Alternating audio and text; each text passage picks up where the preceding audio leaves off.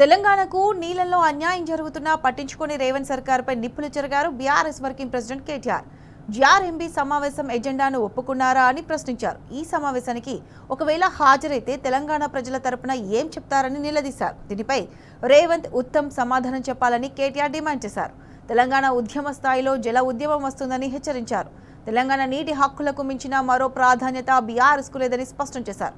నది జిల్లాలో కేంద్రమైన రాష్ట్రమైన నష్టం కలిగించేలా వ్యవహరిస్తే తిరుగుబాటు తప్పదని హెచ్చరించారు. చంద్రబాబు చిప్పు చేతుల్లో రేవంత్ రెడ్డి నడుస్తున్నాడని మండిపడ్డారు. రేవంత్కు సిగ్గుంటే ఆదిత్యనాథ్ దాస్ను తొలగించాలని తేల్చి చెప్పారు. నదుల నుంచి పక్క రాష్ట్రం నీళ్లు ఎత్తిపోసుకుంటే ముఖ్యమంత్రికి కనీస సోయి లేదని ధ్వజమెత్తారు కేటీఆర్.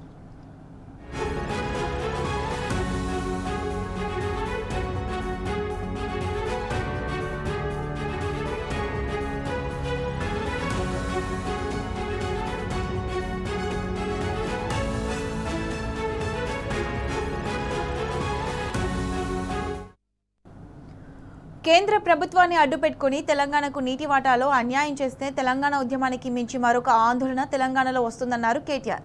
తెలంగాణ ప్రయోజనాలకు నష్టం కలిగించే ఎజెండాను ఒప్పుకొని ఎలా మీటింగ్కు హాజరవుతారని ప్రశ్నించారు.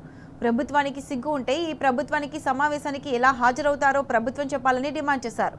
తెలంగాణ వ్యతిరేకి ఆదిత్యనాథ్ దాస్ని సలహాదారుగా పెట్టుకోవడమే కాంగ్రెస్ ప్రభుత్వం చేసిన సిగ్గుమాలిన చర్య అని మండిపడ్డారు. తెలంగాణలో ఒక్క ఇంజనీర్ కూడా లేరా అని నిలదీశారు. ఏపీ ప్రభుత్వ చెప్పు చేతుల్లో తెలంగాణలోని కాంగ్రెస్ ప్రభుత్వం నడుస్తోందని దుయ్యబట్టారు. చంద్రబాబు చెప్పు చేతుల్లో రేవంత్ నడుస్తున్నారని ధ్వజమెత్తారు. రేవంత్ రెడ్డికి సిగ్గుంటే ఆదిత్యనాథ్ దాస్ను తొలగించాలన్నారు. నీళ్లు నిధులు నియామకాలతో కొట్లాడిన తెలంగాణలో మరోసారి నీళ్ల దోపిడీకి తెలంగాణ గురవుతుందని అన్నారు. ఇదే జరిగితే ఖచ్చితంగా బీఆర్ఎస్ మరోసారి నీళ్ల కోసం ఆందోళన చేయాల్సి వస్తుందని హెచ్చరించారు కేటీఆర్.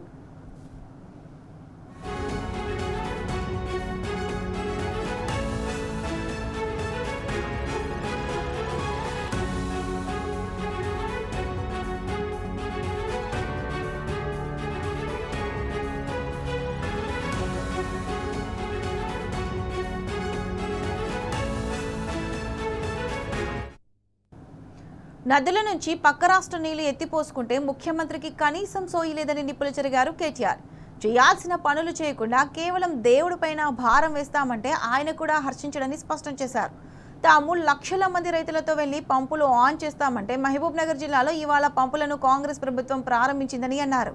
పాలమూరు బిడ్డ అని చెప్పుకునే రేవంత్ రెడ్డికి పాలమూరుకు నీళ్ళిచ్చే సోయి లేదని నిప్పులు చెరిగారు. వర్షాలు పడి పక్క రాష్ట్రం నీళ్లు ఎత్తిపోసుకుంటే ముఖ్యమంత్రికి కనీసం సోయి లేదని ఆగ్రహం వ్యక్తం చేశారు. ప్రధాన ప్రతిపక్షం ముళ్లకట్టెతో పొడిస్తేనే ఈ ప్రభుత్వం స్పందిస్తుందని, లేదంటే నిద్రపోతుందని ధ్వజమెత్తారు కేటీఆర్.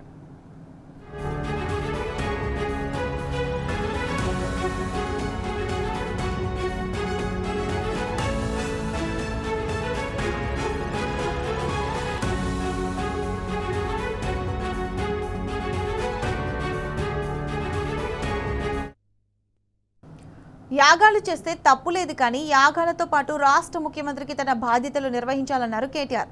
ప్రజలకు సంబంధించి ముఖ్యంగా రైతాంగానికి సంబంధించిన కష్టాలను పట్టించుకోవాలన్నారు.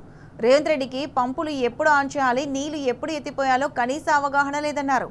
పాలమూరు జిల్లా బిడ్డ అని చెప్పుకునే రేవంత్కు కనీసం అక్కడి చెరువులలో నీళ్లు నింపే సోయి లేదన్నారు.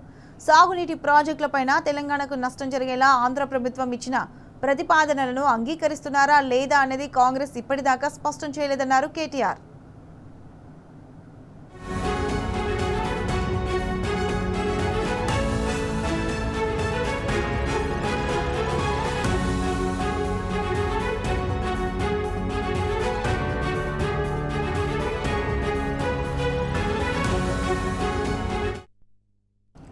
క్షుద్ర పూజలని చెప్పి క్షుద్ర రాజకీయాలు చేస్తున్నది కాంగ్రెస్ అని ఫైర్ అయ్యారు కేటీఆర్. కాంగ్రెస్ పార్టీ ఈ విషయంలో సిగ్గుపడాలన్నారు.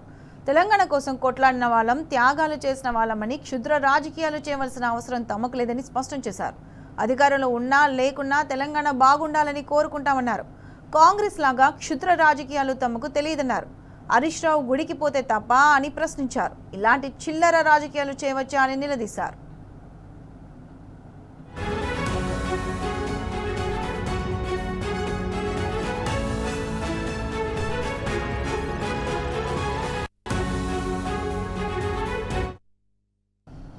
కాంగ్రెస్ లాగా మేడిగడ్డను చెక్ డ్యాంలను ధ్వంసం చేసి ఓట్లు దండుకోవాలని చూడలేదన్నారు కేటీఆర్. నీళ్లు ఉన్నా కూడా రైతులను ఎండబెట్టే కాంగ్రెస్ సంస్కృతి తమది కాదన్నారు. కరెంటు ఉండి కూడా రైతులకు 24 గంటల కరెంటు ఇవ్వడం లేదని మండిపడ్డారు. ఏ సబ్ స్టేషన్కి వెళ్ళినా రావడానికి తాము సిద్ధమని, 24 గంటల కరెంటు వస్తే ఇంకా ఎక్కడ ఉందో చెప్పాలని డిమాండ్ చేశారు. కనీసం 5-6 సార్లు ప్రతిరోజు కరెంటు కోతలు జరుగుతున్నాయని స్పష్టం చేశారు. అధికంగా బోనస్, పెన్షన్లు ఇలా అనేక హామీలు ఇచ్చి అధికారంలోకి వచ్చిన రేవంత్ ఇప్పుడు అవేమీ పట్టించుకోవడం లేదని నిప్పులు చెరిగారు.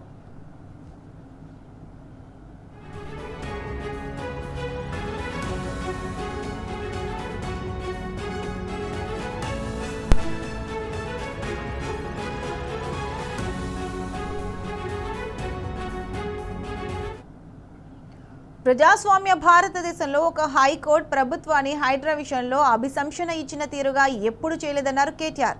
ప్రభుత్వాధికారులకు నమ్మకం లేదని, ఆర్మీని ఈ రంగంలోకి దించుతామని అంత ఘాటుగా ఎప్పుడు చెప్పలేదన్నారు. హైకోర్టు చేసిన వ్యాఖ్యలు ముఖ్యమంత్రి అసమర్థతకు, వైఫల్యానికి నిదర్శనమన్నారు. హైకోర్టు, సుప్రీంకోర్టు చెప్పినా పట్టించుకోనంటే ముఖ్యమంత్రికి న్యాయస్థానాలపైన ఉన్న గౌరవం ఏంటో తెలిసిపోయిందన్నారు.